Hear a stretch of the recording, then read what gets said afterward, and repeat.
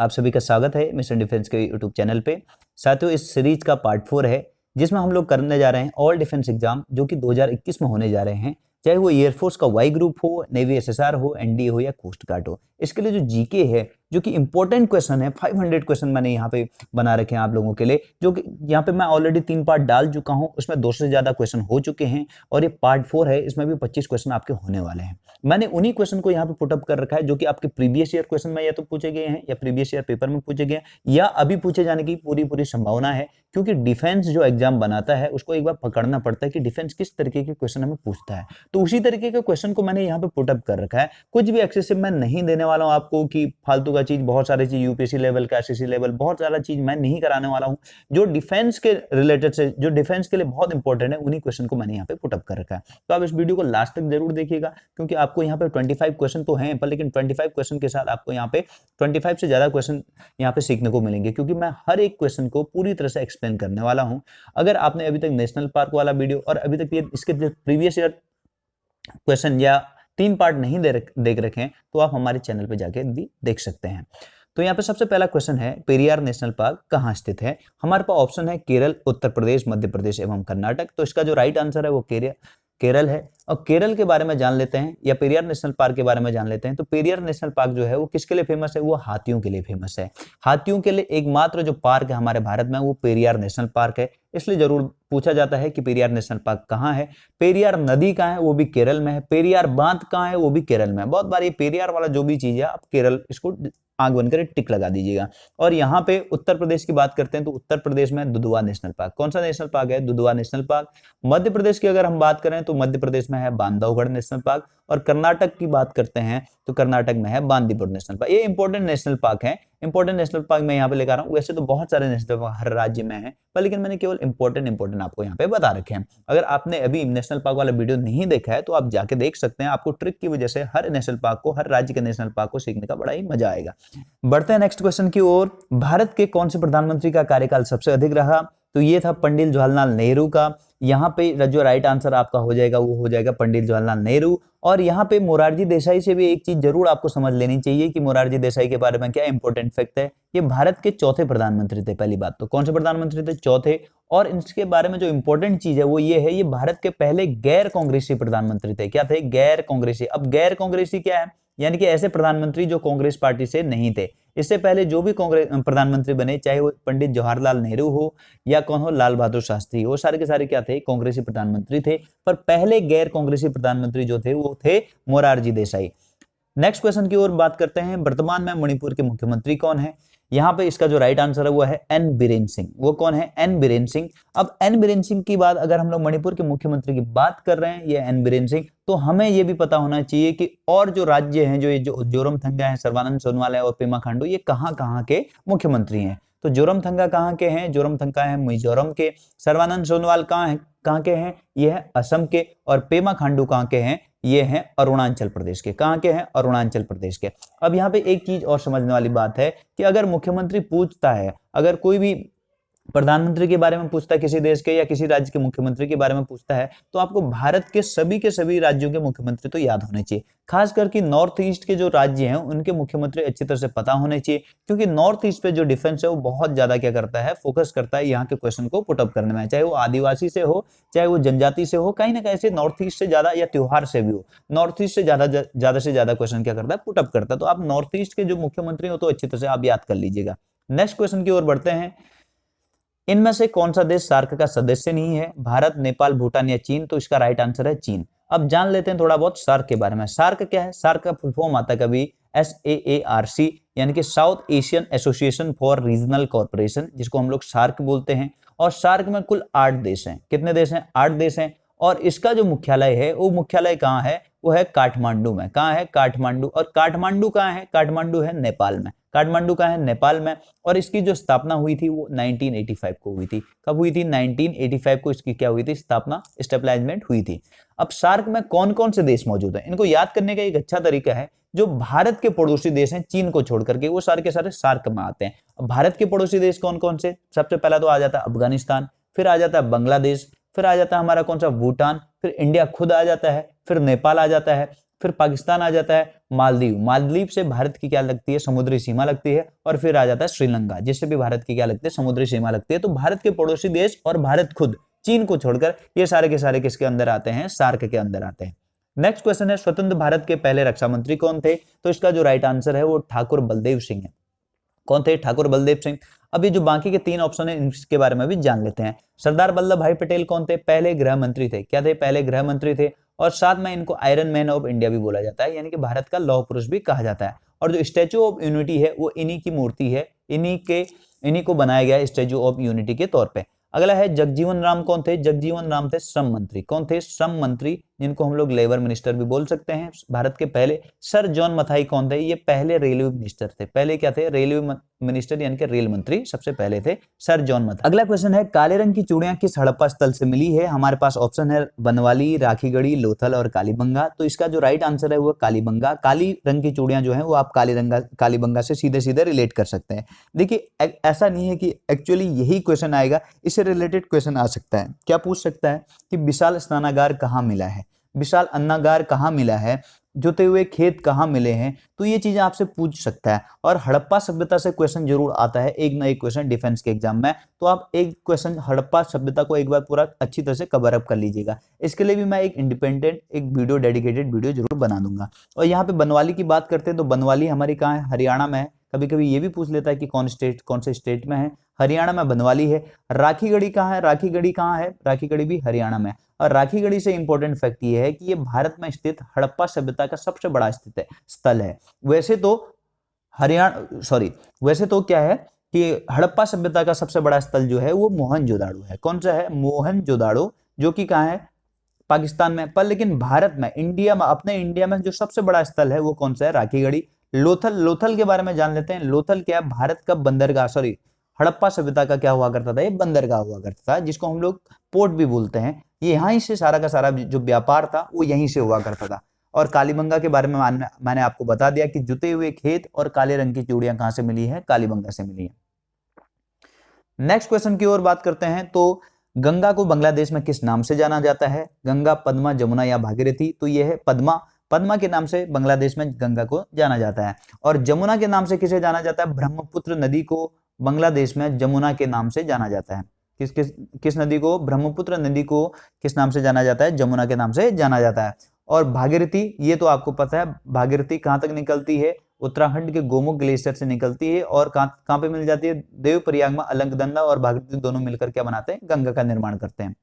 Next question है, विश्व में चावल उत्पादन में कौन सा स्थान है भारत का? भारत में चावल उत्पादन में भारत का कौन सा स्थान है? तो यहाँ पे पहला, दूसरा, तीसरा या इनमें से कोई नहीं। तो इसका जो राइट आंसर है वो आपका हो जाएगा दूसरा। पहला स्थान किसका है? चीन का है। पहला स्थान है चीन का। और दूसरे नंबर पे कौन है? भारत। अब यहाँ पे एक चीज और पूछ सकता है कि भारत में चावल उत्पादन में कौन से राज्य का सबसे पहला स्थान है? वो है वेस्ट बंगाल, यानी कि पश्चिम बंगाल का है। दूसरा किसका है? दूसरा पंजाब का है। और तीसरा किसका है? उत्तर प्रदेश का। तीसरा किसका? उत्तर प्रदेश का। ये उत्तर प्रदेश और पंजाब हर साल आगे पीछे होते रहते हैं। और ये अगर पूछा जाए कि प्रति हेक्टेयर, यानी कि पर हेक्टेयर ज्यादा चावल उत्पादन कौन सा राज्य करता है? वो करता है पंजाब। कि कम जमीन में ज्यादा चावल जो उत्पादन करता है वो करता है पंजाब।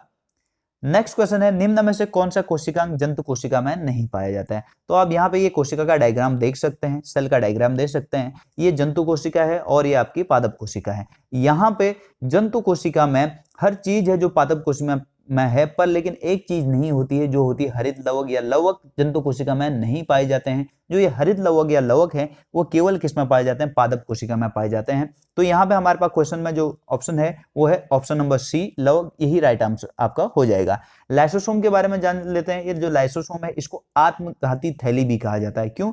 क्योंकि ये क्या करती है, जब भी कोई कोशिका डेड हो जाती है तो ये क्या कर जाती है? उसको ही पूरी तरह से नष्ट कर देती है अपने एंजाइम्स के द्वारा। इसीलिए इसको आत्मघाती थैली भी कहा जाता है। राइबोसोम का क्या काम होता है? राइबोसोम का जो काम होता है वो होता है प्रोटीन का संश्लेषण करना। ये कभी आपके एग्जाम में पूछ लिया जाता है। केंद्रक का क्या काम होता है? केंद्रक पूरे कोशिका को जो कंट्रोल करता है वो कौन करता है? केंद्रक करता है। ये मैनेजर है पूरे कोशिका का, ये दिमाग भी जिसको आप बोल सकते हैं। नेक्स्ट क्वेश्चन की ओर बढ़ते हैं। निम्न में से कौन सा अनुच्छेद कार्यपालिका को न्यायपालिका से पृथक करता है? अब आपको पता है भारत में न्यायपालिका है जिसको हम लोग सुप्रीम कोर्ट, सबसे बड़ा जो कोर्ट है वो सुप्रीम कोर्ट है, और जो कार्यपालिका है, कार्यपालिका कौन है, हमारी संसद है। कौन सी है, हमारी संसद क्या है, हमारी कार्यपालिका।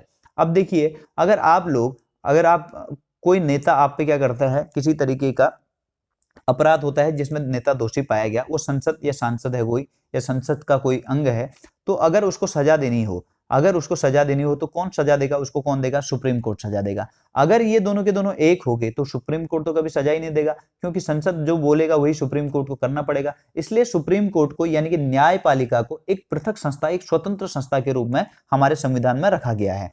तो ये कौन सा अनुच्छेद बताता है कि न्यायपालिका और कार्यपालिका जो है वो पृथक पृथक रहेंगी, और न्यायपालिका जो है वो कार्यपालिका से क्या रहेगी, स्वतंत्र रहेगी। ये हमारा बताता है अनुच्छेद नंबर 50। ये बहुत इंपॉर्टेंट क्वेश्चन है, बहुत बार पूछा जाता है। अनुच्छेद 51A की बात करते हैं तो इसमें हमारे जो मौलिक कर्तव्य है, फंडामेंटल ड्यूटीज है, उनको रखा गया, फंडामेंटल ड्यूटीज है उनको रखा गया है 51A में। अनुच्छेद 52 क्या बताता है, अनुच्छेद 52 हमें राष्ट्रपति के बारे में बताता है, इसको हम लोग बोलते हैं प्रेसिडेंट के बारे में। हमें कौन बताता है, प्रेसिडेंट के बारे में बताता है हमारा अनुच्छेद 52। अनुच्छेद 48 क्या बताता है कि राज्यों को बोलता है कि तुम कृषि करो, क्या करो, कृषि करो, और पशुपालन वाले जो नियम है, वो कृषि और पशुपालन वाले जो नियम है वो अनुच्छेद नंबर 48 बताता है। ये बहुत इंपॉर्टेंट है यहाँ पे। नेक्स्ट क्वेश्चन की ओर बात करते हैं, तो भारत का सबसे पुराना नगर निगम या नगर पालिका कौन सी थी, तो इसका जो राइट आंसर हो जाता है चेन्नई या मद्रास। 1687 में नगर पालिका बन गई थी। ये बहुत सबसे पुरानी नगर पालिका है। और सबसे बड़ी नगर पालिका अगर पूछा जाए तो वो है बीएमसी, यानी कि मुंबई की सबसे बड़ी जो नगर पालिका प्रेजेंट में वो है बीएमसी। सबसे पहली है चेन्नई की, मद्रास की नगर पालिका सबसे पुरानी नगर पालिका है। नेक्स्ट क्वेश्चन की ओर बढ़ते हैं, वर्तमान में संविधान में कितनी भाषाओं को मान्यता प्राप्त है, 16, 12, 22 या 24। इसका राइट आंसर है 22 भाषाओं को संविधान में मान्यता प्राप्त है। और ये भी पूछा जाता है कि भारत की जो राजभाषा है वो कौन सी है, वो है हिंदी। कौन सी है, हिंदी राष्ट्रभाषा है भारत की। और यहाँ पे ये भी पूछा जाता है कि भारत की जो लिपि है, जो राष्ट्र लिपि है वो कौन सी है, वो है देवनागरी लिपि। कौन सी है, देवनागरी लिपि। नेक्स्ट क्वेश्चन की ओर बात करते हैं, विक्रम संवत का प्रारंभ कहां पर हुआ, कब हुआ, तो विक्रम संवत का जो प्रारंभ हुआ था वो 57 ईस्वी पूर्व में हुआ था। और एक चीज विक्रम संवत से इंपॉर्टेंट पूछा जाता है कि विक्रम संवत जो है वो किस देश का राष्ट्रीय पंचांग है, तो वो राष्ट्रीय संवत किस देश का राष्ट्रीय कैलेंडर जिसको हम लोग बोलते हैं वो है नेपाल का। कहां का है, नेपाल का राष्ट्रीय पंचांग है विक्रम संवत। और यहाँ पे ये थोड़ा मिसटाइप हो गया था, तो यहाँ पे मैंने यहाँ पे पूर्व इस तरीके से, ये 57 ईस्वी नहीं है बल्कि 57 ईस्वी पूर्व है। ध्वनि की गति किस चीज में सबसे अधिक होगी, ये जो आपके पास 4 ऑप्शन है इसमें सबसे कम कौन सी जगह पे ध्वनि की गति होगी, तो वायु में, जल में, काष्ठ में या इस्पात में। देखिए, ध्वनि की गति जो निर्भर करती है वो पदार्थ की सघनता पर, उसके अणुओं की सघनता पर निर्भर करती है। वो जितना ज्यादा ठोस होगा, उसके जो कण होंगे वो जितने ज्यादा क्लोज होंगे, क्लोज का मतलब बहुत नजदीक नजदीक होंगे, ध्वनि की चाल उसमें क्या होगी, उतनी ही ज्यादा होगी। और जितना ज्यादा दूर दूर जाएंगे तो ध्वनि की चाल क्या हो जाएगी, उतनी ही कम हो जाएगी। ऐसा क्यों होगा, क्योंकि अगर आप बाई चांस यहाँ पे से बोल रहे हैं, यहाँ पे से आप बोल रहे हैं, तो ये आप अपनी एनर्जी किसको दे रहे हैं, काइनेटिक एनर्जी या गतिज ऊर्जा किसको दे रहे हैं, पहले वाले के कण को दे रहे हैं, और वो ले जाके कहाँ दे रहा है, वो अगले वाले कण को दे रहा है, फिर वो ले जाके कहाँ दे रहा है, अगले वाले कण को दे रहा है। तो ऐसे ऐसे अगर वो कण दूर दूर होंगे तो एनर्जी बहुत ज्यादा लॉस हो जाएगी और वो ज्यादा दूर तक नहीं जा पाएगी, और सीधी सी बात है उसकी जो स्पीड है वो क्या हो जाएगी, कम हो जाएगी। पर लेकिन जब क्या होगा, बहुत ज्यादा जो पदार्थ है वो बहुत सघन होगा, या जिसको हम लोग बोल सकते हैं बहुत ज्यादा डेंस होगा, तो क्या होगा, जो ध्वनि की चाल है वो ऑटोमेटिकली बढ़ जाएगी, क्योंकि वो बहुत जल्दी जल्दी क्या करेगा, ध्वनि तरंगों को आगे बढ़ा पाएगा। नेक्स्ट क्वेश्चन की ओर बढ़ते हैं, भारत के किस राज्य में वन क्षेत्र सबसे अधिक हैं, तो इसका जो राइट आंसर है वो मध्य प्रदेश। बहुत बार पूछा जाता है कि कौन से राज्य में वन क्षेत्र सबसे अधिक हैं, तो ये है मध्य प्रदेश। नेक्स्ट क्वेश्चन की ओर बात करते हैं, सत्यमेव जयते किस ग्रंथ से लिया गया है, ये तो बहुत बार पूछा जा चुका है, ये मुंडक उपनिषद से लिया गया है। एक क्वेश्चन और आ जाता है कि महाभारत का अन्य नाम क्या है, या जय संहिता को किसे कहा जाता है, तो ये है महाभारत को। तो महाभारत का अन्य नाम जो है वो जय संहिता है। और इसको लिखा किसने है, वो लिखा था वेद व्यास ने। किसने लिखा था, वेद व्यास ने इसको लिखा था। नेक्स्ट क्वेश्चन है, 1857 की क्रांति के समय भारत का गवर्नर कौन था, या गवर्नर जनरल कौन था। 1857 के टाइम पे जो कंपनी का ईस्ट इंडिया कंपनी का जो गवर्नर जनरल था वो था लॉर्ड कैनिंग। कौन था, लॉर्ड कैनिंग।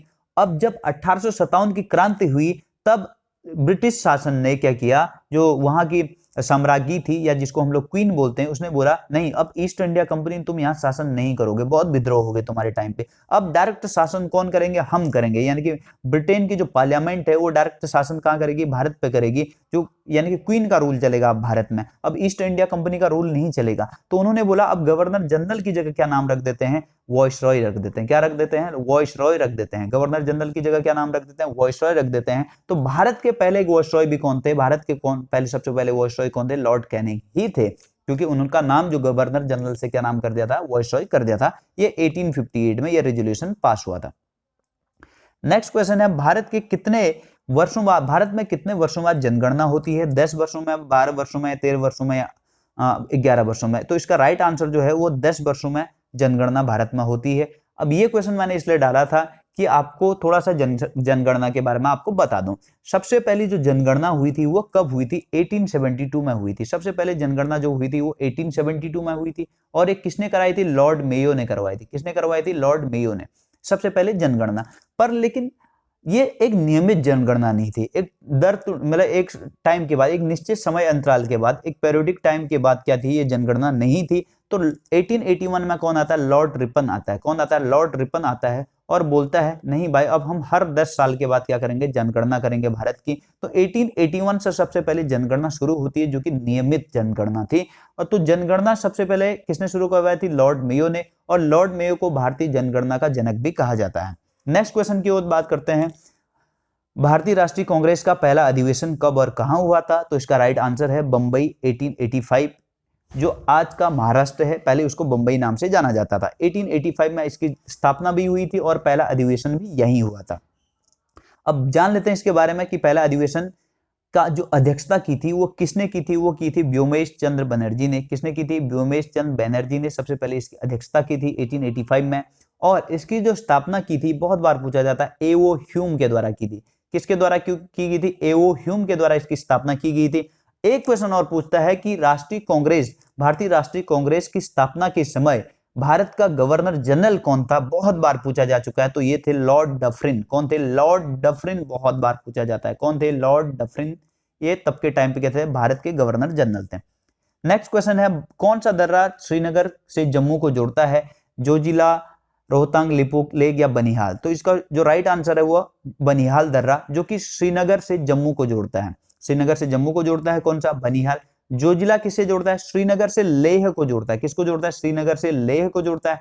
रोहतांग बहुत इंपॉर्टेंट है, क्योंकि रोहतांग दर्रे में ही एक नई सुरंग बनी है आजकल फिलहाल में ही, जो कि 9.02 किलोमीटर की है, 9.02 किलोमीटर की है, और जिसका नाम रखा गया अटल सुरंग। किसका नाम रखा गया है, अटल सुरंग इसका नाम रखा गया है। और अगली बात करते हैं लिपुलेख की। तो लिपुलेख जो दर्रा है वो उत्तराखंड में है। कहाँ है, उत्तराखंड में है। और उत्तराखंड में तिब्बत मानसरोवर जाते समय जो रास्ते में जो दर्रा पड़ता है वो पड़ता है लिपुलेख दर्रा। बहुत बार पूछा जाता है कि तिब्बत मानसरोवर जाते समय कौन से दर्रे का प्रयोग किया जाता है, वो किया जाता है लिपुलेख दर्रे का प्रयोग किया जाता है। किस महाद्वीप में एक भी मरुस्थल नहीं है, तो सीधा सीधा इसका आंसर है यूरोप महाद्वीप में एक भी मरुस्थल नहीं है। बहुत इंपॉर्टेंट है और आपको नया भी लगा होगा ये क्वेश्चन, आपको मजा आया होगा। तो यूरोप जो महाद्वीप है वहां एक भी मरुस्थल, जिसको हम लोग डेजर्ट बोलते हैं, एक भी मरुस्थल वहां नहीं है। एक क्वेश्चन आपको पूछा जाता है कि कौन से महाद्वीप में एक भी वॉल्केनो नहीं है, जिसको हम लोग बोलते हैं ज्वालामुखी बोलते हैं। तो वॉल्केनो एक भी नहीं है, वो कहाँ है, ऑस्ट्रेलिया में नहीं है। वो कहाँ है, ऑस्ट्रेलिया में एक भी वॉल्केनो नहीं है। और एक भी मरुस्थल कहाँ नहीं है, वो है यूरोप। नेक्स्ट क्वेश्चन है, भारत में किस प्रकार की अर्थव्यवस्था है, पूंजीवादी, साम्यवादी, मिश्रित या इनमें से कोई नहीं। देखिए पूंजीवादी अर्थव्यवस्था क्या होती है, जिसमें पूरी तरह से निजीकरण हो जाता है, प्राइवेटाइजेशन हो जाता है, सरकार का ज्यादा नियंत्रण नहीं रहता है, और सारा का सारा हर कोई चीजों को हर जगह पर प्राइवेट संस्थाएं काम करती है। साम्यवादी या समाजवादी क्या होती है, हर संस्था को कौन चलाता है, सरकार रेगुलेट करती है। हर चीज के लिए अगर आपको कोई चीज करना है तो सरकार से उसकी पूरी तरह से अच्छी तरह से क्या लेनी पड़ेगी, परमिशन लेनी पड़ेगी। पर भारत में किस तरीके की अर्थव्यवस्था चलती है, ये चलती है मिश्रित अर्थव्यवस्था। पूंजीवादी के लिए कोई अगर आप बोलेंगे पूंजीवादी अर्थव्यवस्था कौन चलती है, जैसे हमारा अमेरिका में पूंजीवादी अर्थव्यवस्था चलती है, अमेरिका के साथ इजराइल में भी क्या चलती है, पूंजीवादी अर्थव्यवस्था चलती है। साम्यवादी या समाजवादी कहाँ चलती है, जैसे चीन में, रशिया में, चाइना में, यहाँ क्या चलती है, साम्यवादी अर्थव्यवस्था चलती है। नेक्स्ट क्वेश्चन की ओर बढ़ते हैं, यक्षगान किस राज्य का नृत्य है, तो यक्षगान है कर्नाटक का। ये पूछा जरूर जाएगा क्योंकि यक्षगान आजकल हाल फिलहाल में यक्षगान का एक थिएटर चल रहा था और वहीं एक इसके आर्टिस्ट की मौत हो गई थी, मतलब थिएटर में ऑन द स्टेज मौत हो गई थी। इसकी वजह से यक्षगान अभी हाईलाइटेड रहा, तो यक्षगान जरूर आपका पूछा जा सकता है। तो यक्षगान कहाँ का है, कर्नाटक का। एक ट्रेडिशनल डांस है। और उत्तर प्रदेश का कौन सा है? कथक। उत्तर प्रदेश का है कथक। तमिलनाडु का है भरतनाट्यम या भरतनाट्यम, भरतनाट्यम या भरतनाट्यम भी बोलते हैं। और केरल का है कुचिपुड़ी, सॉरी कुचिपुड़ी नहीं, केरल का है हमारा मोहिनी अट्टम। कौन सा हो जाएगा हमारा? मोहिनी अट्टम। नेक्स्ट क्वेश्चन है साइमन कमीशन भारत कब आया था? 1927, 28, 29 या 30? तो इसका राइट आंसर है 1928। अब देखिए साइमन जो क्या था, साइमन कमीशन क्या था? साइमन कमीशन कुछ नहीं बल्कि एक ब्रिटिश संसद द्वारा एक बनाया गया एक कमीशन था, जिसमें 7 लोग उसमें सदस्य थे, और इसका एक हेड था जिसका नाम था सर जॉन साइमन। कौन था? सर जॉन साइमन था। और इनको भारत भेजा गया कि बोला गया कि भारत में यार आजकल बहुत ज्यादा विद्रोह हो रहे हैं, विद्रोह का मतलब आंदोलन हो रहे हैं, जरा पता करके आप क्या क्या प्रशासनिक सुधार किए जा सकते हैं। पर लेकिन इसमें एक भी भारतीय नहीं था। जब एक भी भारतीय नहीं था तो भारतीयों ने क्या किया, ये 1927 में इसको बना दिया गया था लंदन में, ब्रिटेन में, पर लेकिन 1928 में इसको भारत भेजा गया। पर जब इसमें एक भी भारतीय नहीं था तो इनको क्या बोला, गोरों का कमीशन भी भारतीयों द्वारा बोला गया और इसका डट कर विरोध किया गया। तो डट कर जब विरोध हुआ तो लाला लाजपत राय भी डट कर इसका विरोध किया। तो लाला लाजपत राय को क्या बोला जाता है? पंजाब केसरी भी बोला जाता है। लाला लाजपत राय की इसी विरोध में क्या हुई थी, पुलिस के डंडों से क्या हो गई थी, मौत हो गई थी। और इसका जो जिम्मेदार था वो था सैंडर्स। कौन था? सैंडर्स था। पुलिस का एसपी जो था वो सैंडर्स था। और इसको मार दिया गया किसके द्वारा? भगत सिंह। और तब के टाइम पे भगत सिंह और चंद्रशेखर आजाद के द्वारा क्या कर दिया गया, इसको मार दिया गया था। नेक्स्ट क्वेश्चन है उपराष्ट्रपति अपना त्यागपत्र किसे सौंपता है? तो ये अपना त्यागपत्र सौंप सकता है राष्ट्रपति को। राष्ट्रपति वाइस प्रेसिडेंट यानी कि उपराष्ट्रपति को सौंपता है, और उपराष्ट्रपति किसको सौंपता है? राष्ट्रपति को सौंपता है। ये दोनों एक दूसरे को अपना त्यागपत्र सौंपते हैं। तो यहाँ पे ये आपके 25 क्वेश्चन थे। आप मुझे कमेंट बॉक्स में जरूर बताइएगा कि आपके 25 में से 25 कितने आए। और 25 क्वेश्चन के साथ मैंने बहुत सारी आपको एडिशनल जानकारी दी। आपको इस तरीके की वीडियो और चाहिए तो कमेंट बॉक्स में जरूर बताइएगा। वीडियो को लाइक जरूर करिएगा ताकि मेरा मोटिवेशन भी बना रहे, और साथ में आप लोग इस चैनल को सब्सक्राइब कर लीजिएगा, क्योंकि इसी तरीके की सीरीज जो है सारे डिफेंस एग्जाम के लिए और भी एग्जाम के लिए मैं डालते रहूंगा, जिसकी वजह से आपकी जो एग्जाम है उसमें आपको काफी सहूलियत मिले। धन्यवाद। जय हिंद।